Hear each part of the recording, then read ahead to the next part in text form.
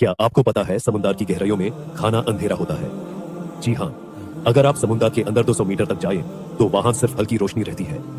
लेकिन 1000 मीटर से नीचे जाने पर हर जगह खाना अंधेरा होता है। इतना गहरा अंधेरा जो इंसानी आंखें कभी जमीन पर महसूस नहीं कर सकती। लेकिन सवाल ये है, ये अंधेरा होता क्यों है?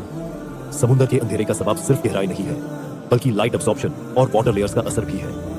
यह बात समझने के लिए समुद्र की 3 लेयर्स को समझना जरूरी है। एपिपेलाजिक जोन 0 मीटर तो 200 मीटर्स, सनलाइट जोन ये वो हिस्सा है जिसमें सूरज की रोशनी सबसे ज्यादा होती है। यहां फोटोसिंथेसिस होता है, जिसमें पौधे और प्लैंक्टन जिंदा रहते हैं। लेकिन जैसे जैसे गहराई बढ़ती है, रोशनी कम होती जाती है।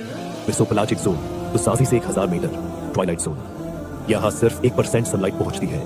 ये लाइट भी धीरे धीरे ब्लू और ग्रीन कलर्स में बदल जाती है, क्योंकि पानी रेड, ऑरेंज और येलो रंग अब्सॉर्ब कर लेता है। बहुत कम मछलियां यहां सर्वाइव करती है, और जो होती है उनका रंग ज्यादातर डार्क होता है। बात हाइपेलाजिक जोन 100 मीटर से अधिक। मिडनाइट जोन यहाँ बिल्कुल अंधेरा होता है, क्योंकि कोई भी सूरज की रोशनी यहाँ तक नहीं पहुंचती।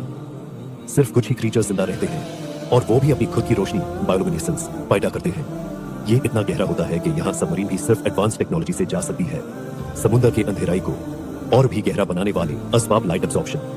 पानी रोशनी को अब्सॉर्ब कर लेता है, और हर कलर का अब्सॉर्प्शन अलग होता है। डीप सी करंट्स ये तेज हवाई लहरें और समुद्री तूफान होते हैं, जो नीचे की मिट्टी को हिला देते हैं, जिस वजह से और भी अंधेरा हो जाता है।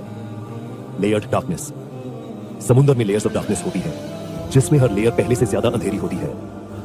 अब सोचिए, यह इल्म सिर्फ मॉडर्न साइंस ने डीप सी सबमरीन्स और सैटेलाइट इमेजिंग के जरिए कुछ ही दशक पहले समझा है। मगर यही बात 1400 साल पहले कुरान में भी बताई गई है। या उनके अमाल की मिसाल ऐसी है जैसे गहरे समंदर में अंधेरे, जिस पर लहर चढ़ी चली आती हो और उसके ऊपर और लहर आ रही हो, और उसके ऊपर बादल हो, गरज अंधेरे ही अंधेरे हो, एक पर एक छाया हुआ। जब अपना हाथ निकाले तो कुछ न देख सके, और जिसको अल्लाह रोशनी न दे उसको कहीं भी रोशनी नहीं मिल सकती। सोचने वाली बात यह है, 1400 साल पहले ना कोई स्कूबा डाइविंग थी, ना कोई डीप सी कैमरास, ना ही कोई सैटेलाइट इमेजिंग।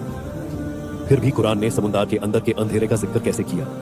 क्या यह साबित नहीं करता कि यह इल्म किसी इंसान का नहीं हो सकता? कुरान एक अजीम मोजज़ा है, जो आज भी साइंस को चैलेंज कर रहा है। क्या आप पहले से यह बात जानते थे?